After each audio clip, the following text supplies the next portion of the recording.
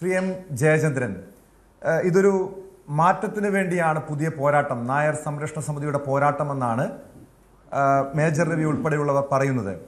അത്തരമൊരു മാറ്റം NSSൽ എളുപ്പമാണോ? പ്രത്യേകിച്ചും സുകുമാരൻ നായരെ പോലെ വളരെ കരുത്തനായിട്ടുള്ള ഒരു സംഘടനാ നേതാവ്, അദ്ദേഹത്തിനെതിരെ പ്രതികരിക്കാൻ ആ സംഘടനയ്ക്കുള്ളിൽ ആർക്കും ധൈര്യമില്ല. അതൊരു വസ്തുതയാണ്. കാരണം ഇന്നത്തെ ചർച്ചയിൽ, പ്രൈം ഡിബേറ്റ് ചർച്ചയിൽ പോലും NSSന്റെ പ്രതിനിധികളെ നമ്മൾ ചർച്ചയ്ക്ക് വിളിച്ചപ്പോൾ അതിനുള്ള അനുമതിയില്ല എന്നാണ് പറഞ്ഞത്. അതായത് NSS ആസ്ഥാനത്തൊന്നും അതിനുള്ള അനുമതി, ഈ വിഷയത്തിൽ പ്രതികരിക്കാൻ പോലും ആരും തയ്യാറായിട്ടില്ല, അതിനുള്ള അനുമതി നൽകിയിട്ടില്ല.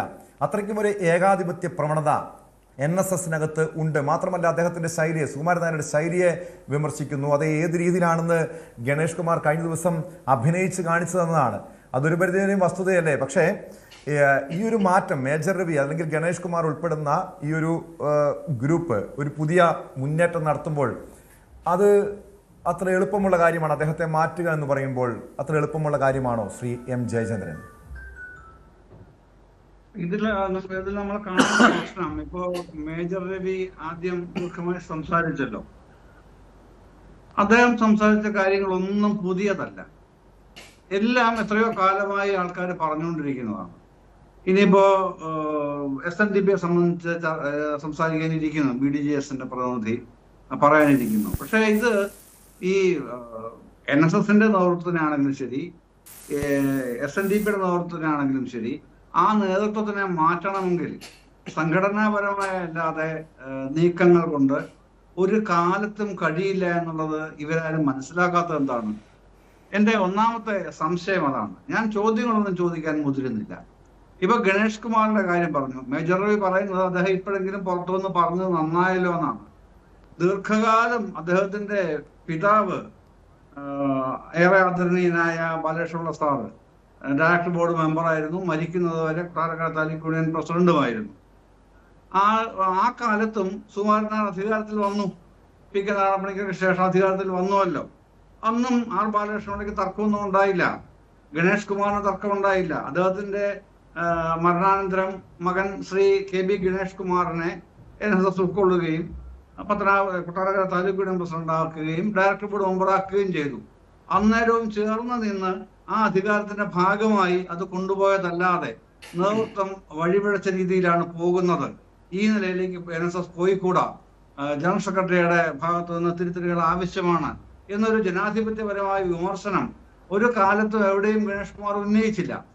ഇപ്പോ മേജർ രവിയും ഒക്കെ പറയുന്നത് പോലെ തന്നെ സുകുമാരൻ നായർ ധിക്കാരം കൊണ്ടാണെന്ന് തന്നെ വാദത്തിന് വേണ്ടി സമ്മതിക്കുന്നു. അദ്ദേഹം ഗണേഷ് കുമാറിനെ ചെവിക്ക് പിടിച്ചു തൂക്കി എറിയുന്നു. സ്ഥാനത്ത് നിന്ന് പുറത്തു നിന്ന് സുകുമാരൻ നായരുടെ ഈ ബോഡി ലാംഗ്വേജ് ഉൾപ്പെടെ അനുകരിച്ച് കാണിച്ചുകൊണ്ട് മിമിക് ചെയ്യുന്നു ഗണേഷ്. എന്തെങ്കിലും പ്രയോജനമുണ്ടോ? നാളെ എന്തെങ്കിലും പ്രയോജനം ഉണ്ടാക്കാൻ കഴിയുമെന്ന് തോന്നുന്നുണ്ടോ? ഒന്നുമില്ല. ഇങ്ങനെയുള്ള ഈ വിമത നീക്കങ്ങൾ കൊണ്ടൊന്നും ഇതുപോലുള്ള സംഘടനകളെ ഒന്നും ചെയ്യാൻ കഴിയില്ല. അത് ഞാൻ ഈ മതസംഘടനകളുടെ കാര്യം മാത്രമല്ല പറയുന്നത്, രാഷ്ട്രീയ സംഘടനകളുടെയും കൂടെ കാര്യമാണ്. ഏതൊരു സംഘടനയ്ക്കും സംഘടനാപരമായ ദൃഢീകരിച്ചൊരു ചട്ടക്കൂടുണ്ട്.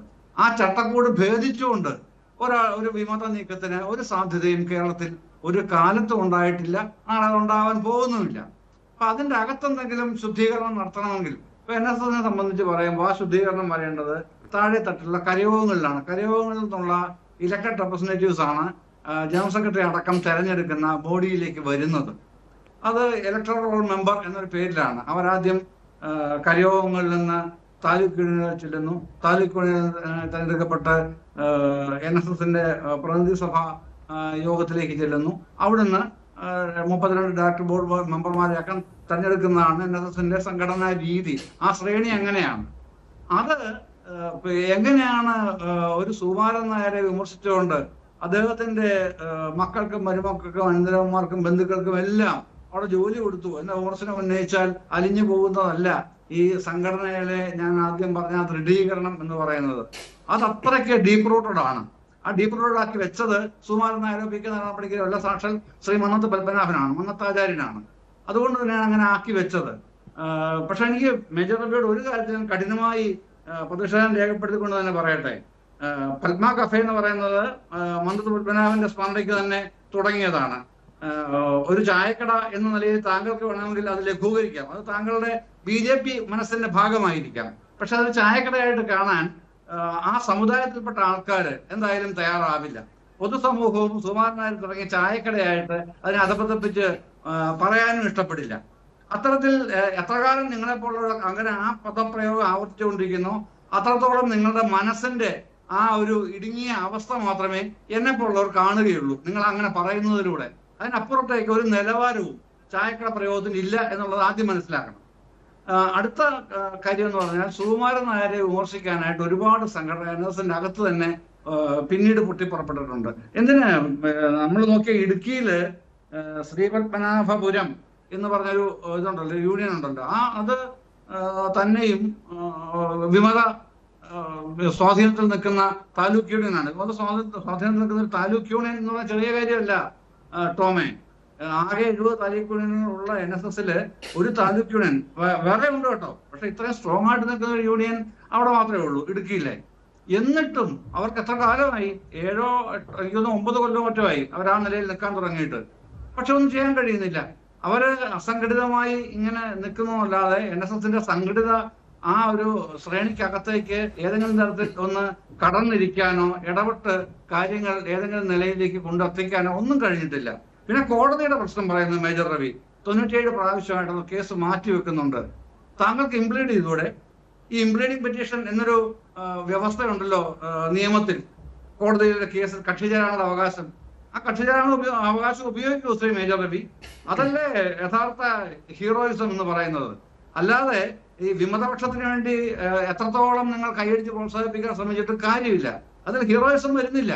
നിങ്ങൾ ഇംപ്ലീഡ് ചെയ്യൂ, അതല്ല ചെയ്യേണ്ടത്. 97 പ്രാവശ്യം ഇങ്ങനെ ചെയ്യുന്നത് തെറ്റാണ്, പിന്നെ അതിന് വസ്തുതകൾ ഞങ്ങൾക്ക് അവതരിപ്പിക്കാനുണ്ട്, അല്ലെങ്കിൽ എനിക്ക് അവതരിപ്പിക്കാനുണ്ട് എന്നൊക്കെ പറയാമല്ലോ. എൻ്റെ ഒരു അഭിപ്രായം ശ്രീ ടോം പറഞ്ഞാൽ, സുകുമാരൻ നായരെ തിരുത്താൻ എന്ന വ്യാജേന ഇവിടെ നടക്കുന്നത് എന്താണെന്നറിയാമോ? ചില താല്പര്യങ്ങൾ തിരികെ കയറ്റാനുള്ള പല തരത്തിലുള്ള, ഒരു തരത്തിലുള്ളതല്ല, പല തരത്തിലുള്ള ശ്രമങ്ങളാണ്. അതിൽ രാഷ്ട്രീയമായ ശ്രമങ്ങളുണ്ട്, വ്യക്തിപരമായ ശ്രമങ്ങളുണ്ട്, സംഘടിതമായ ശ്രമങ്ങളുണ്ട്. ഇങ്ങനെ പല തരത്തിലുള്ള താല്പര്യങ്ങൾ ചേർന്നുള്ള ശ്രമങ്ങളാണ് ഇത്തരത്തിലുള്ള നീക്കങ്ങൾക്ക് പിന്നിലുള്ളത്. അതല്ലാതെ NSSനെ നന്നാക്കി കളയാം എന്നുള്ള ഒരു വലിയ താല്പര്യം കൊണ്ട് വരുന്നവരാണെന്നുണ്ടെങ്കിൽ അവരവരുടെ പ്രദേശത്താണ് NSSന് ആ വളർച്ച ഉണ്ടാക്കി കൊടുക്കേണ്ടത്. അവിടുന്ന് NSSന് വളർച്ച ഉണ്ടാക്കി കൊടുത്തുകൊണ്ടാണ് അത് താലൂക്കിൽ നിന്ന് ജില്ലയിലേക്കും, ജില്ലകളിൽ നിന്ന് ജില്ലകളിലേക്കും, അങ്ങനെ ആകെ സംസ്ഥാന നേതൃത്വത്തിലേക്കും പക്ഷേ ശ്രീ M. ജയചന്ദ്രൻ, ഈ സംഘടന കൊണ്ട് സാധാരണ സമുദായ അംഗങ്ങൾക്ക് എന്താണ് പ്രയോജനമെന്നാണ് മേജർ രവി ഉൾപ്പെടെയുള്ളവർ ചോദിക്കുന്നത്. കാരണം ഒരു ജോലിയുടെ കാര്യം, ഒരു വിദ്യാഭ്യാസ രംഗത്ത്, ഈ ഒരു മേഖലകളിലും ഈ സമുദായ അംഗങ്ങൾക്ക് യാതൊരു ഗുണവുമില്ല. മരണാനന്തര ചടങ്ങുകളിൽ മാത്രം NSS എന്ന സംവിധാനം ഇടപെടുന്നു. അതിനപ്പുറം എന്ത് ഗുണമാണ് ഒരു സാധാരണ സമുദായ അംഗത്തിന് ഈ NSS എന്ന പ്രസ്ഥാനം കൊണ്ടുള്ളത്? ചോദ്യത്തിന് എന്തെങ്കിലും പ്രസക്തി ഉണ്ടോ ഈ ചർച്ചയില്? നിങ്ങൾ പറയുന്നത് പോലെ ആ സമുദായ സംഘടന കൊണ്ട് യാതൊരു ഗുണവും ഇല്ല എന്നുണ്ടെങ്കിൽ ലക്ഷക്കണക്കിന് വരുന്ന സമുദായ അംഗങ്ങൾ എന്തിനതിൽ നിൽക്കണം? അവര് നിങ്ങൾ ചോദിക്കുന്നത് പോലെ, നിങ്ങൾ ആവശ്യപ്പെടുന്നത് പോലെ വ്യക്തിപരമായ ഗുണഗണങ്ങൾ കിട്ടാൻ വേണ്ടിയിട്ടും അത് പ്രചരിപ്പിക്കാൻ വേണ്ടിയിട്ടും അല്ലെന്നേ അവരതിനകത്ത് നിൽക്കുന്നത്. അവരെ സംബന്ധിച്ചോളം ഒരു സംഘബോധമുണ്ട്. ആ സംഘബോധത്തിൽ ഈ സംഘടന നിൽക്കുന്നത് അവരുടെ മതത്തിന്റെയും ജാതിയുടെയും സമുദായത്തിന്റെയും ഒക്കെ അടിസ്ഥാനത്തിലാണ്. അതിന് തങ്ങൾക്ക് അവരെന്ത് തരുന്നു, തങ്ങൾക്ക് എന്ത് തരാനാണ് അവർക്ക് ബാധ്യതയുള്ളത്, ഇതൊന്നും അളന്നു തൂക്കിയെടുത്തിട്ടല്ല അവർ പറയുന്നത്. നിങ്ങൾ പറയുമ്പോൾ അത്തരത്തിൽ ആൾക്കാരെ സ്വാധീനിക്കാൻ ശ്രമിക്കാൻ ഒരു ഉപാധിയായിട്ട് അത് വെക്കാൻ എന്നുള്ളതല്ലാതെ NSSന്റെ കീഴിലുള്ള ഞാൻ ഈ പറഞ്ഞ 70 താലൂക്ക് യൂണിയനുകളിലെ. പക്ഷെ ഇവിടെ സുകുമാരൻ നായർക്ക് സ്തുതി പാടുന്ന, അതല്ലെങ്കിൽ അദ്ദേഹവുമായി അടുപ്പമുള്ള അദ്ദേഹത്തിന്റെ ബന്ധുക്കൾക്കും അദ്ദേഹത്തിന് സ്തുതി പാടുന്നവർക്കും മാത്രം അതുകൊണ്ട് നേട്ടം. അവർക്ക് ജോലിയും വിദ്യാഭ്യാസത്തിന് വേണ്ടിയുള്ള സൗകര്യങ്ങളൊക്കെ ലഭിക്കുന്നുണ്ടല്ലോ. അല്ല, ഞാൻ സുകുമാരൻ നായർ സ്തുതിപാഠകനല്ല. ഞാൻ സുകുമാരൻ നായർക്കോ നാരായണപ്പണിക്കർക്കോ മറ്റാർക്കെങ്കിലും വേണ്ടി ഈ നിമിഷം വരെ സ്തുതി പാടാൻ പോയിട്ടുമില്ല. എന്നെ ആ രൂപത്തിൽ പിന്നെ കിട്ടുമെന്ന് അവരാരും സ്വപ്നത്തെ പോലും പ്രതീക്ഷിക്കുകയുമില്ല. എന്നെ അറിയാത്തവരല്ല അവരാരും, അവരറിയാത്ത ആളല്ല ഞാനും. അതൊക്കെ ഓരോരുത്തരുടെ നിലപാടിന്റെ പ്രശ്നമാണെന്നേ. സ്തുതിപാഠകർ എന്നൊക്കെ പറയുന്നത് ഓരോ നിലപാടിന്റെ പ്രശ്നമാണ്. ഇപ്പൊ എനിക്ക് ആരോടെങ്കിലും സ്തുതി പാടിയിട്ട് കാര്യമില്ലാത്ത ഒരാളാകുമ്പോൾ എൻ്റെ അടുത്ത് അത് ചെലവാവില്ല. തിരിച്ചെനിക്ക് അങ്ങോട്ട് ചെലവാക്കാനൊന്നുമില്ല. എനിക്ക് വേണ്ടി ഒരു അഡ്മിഷന്റെ കാര്യം NSS എടുത്ത് നോക്കിക്കോളൂ. SNDPയിലെ പോലെ അല്ല. NSSല് അഡ്മിഷന് പണം വാങ്ങിക്കാറില്ല, അതറിയില്ലേ? പണം വാങ്ങിച്ചിട്ടല്ല NSSലെ കോളേജ് അഡ്മിഷൻ കൊടുക്കുന്നത്. ജോലിക്ക് പൈസ സ്വാഭാവികമായിട്ടും ഉണ്ട്. പക്ഷേ സിംഗിൾ മാനേജ്മെന്റുകൾ നോക്കൂ, എയ്ഡഡ് മാനേജ്മെന്റുകൾ, സിംഗിൾ മാനേജ്മെന്റുകൾ. പിന്നെ NSSൽ നായർ സമുദായത്തിൽ തന്നെ പെട്ട ആൾക്കാരുടെ സിംഗിൾ മാനേജ്മെന്റുകൾ. ഈ NSS വാങ്ങിക്കുന്നതിന്റെ ഇരട്ടിയും കൂടുതലും പണമാണ് അവിടെ സ്കൂളിലും കോളേജിലും പിന്നെ ജോലിക്കായി വാങ്ങിച്ചുകൊണ്ടിരിക്കുന്നത്. ഇപ്പോഴും എത്രയോ ഉദാഹരണങ്ങളാണ് നേരിട്ട് എനിക്ക് പറയാൻ കഴിയും. ആ തരത്തിലേക്കൊന്നും NSS ഇപ്പോഴും പോകുന്നില്ല. അതിന്റെ അർത്ഥം എന്താണ്? അതിനിപ്പോഴും ഒരു നായക സഭ ഉണ്ടെന്നും, നയിക്കുന്ന ഒരു സഭയുണ്ടെന്നും, അതിന് നേതൃത്വം ഉണ്ടെന്നും, ആ നേതൃത്വത്തിന് കാലാകാലങ്ങളിൽ തീരുമാനങ്ങൾ എടുക്കാൻ കഴിയുന്ന രൂപത്തിലുള്ള ആധികാരികത ഉണ്ട് എന്ന് തന്നെയാണ് അതിന്റെ അർത്ഥം.